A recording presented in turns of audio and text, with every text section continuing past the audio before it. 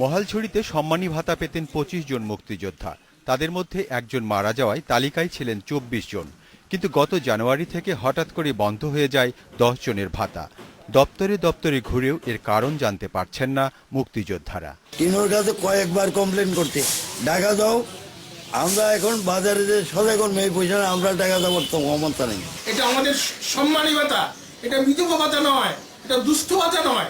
আমরা ১ নম্বরে কমান্ডারকে দায়ী করব, কারণ কি কমান্ডার সার্বক্ষণিক উপজেলা নির্বাহী অফিসার মহোদয়ের সাথে এটা তদারকি করার দরকার। উপজেলা নির্বাহী অফিসারের ভুলেই এই পরিস্থিতি, অভিযোগ উপজেলা মুক্তিযোদ্ধা সংসদের।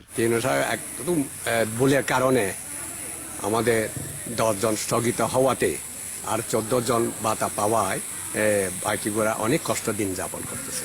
তবে অভিযোগ অস্বীকার করেছেন ইউএনও। বলেন ভাতার বিষয়ে কিছুই জানেন না তিনি। আমাদের কার্যালয়ে এই ধরনের কোনো কারণ দেখায় না যে এই কারণে এই ১০ জনের মুক্তিযোদ্ধার ভাতা স্থগিত করা হয়েছে। আমরা জানি না আসলে যে কেন ওনাদের স্থগিত করা হয়েছে।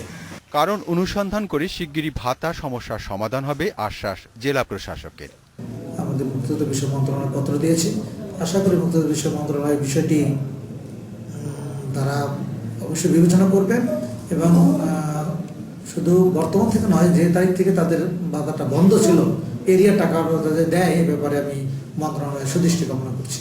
প্রায় ১ বছর ভাতা না পেয়ে অর্থে কষ্টে দিন কাটাচ্ছেন মুক্তিযোদ্ধারা। তবে তারা আশা করছেন শিগগিরই এ সমস্যার সমাধান হবে।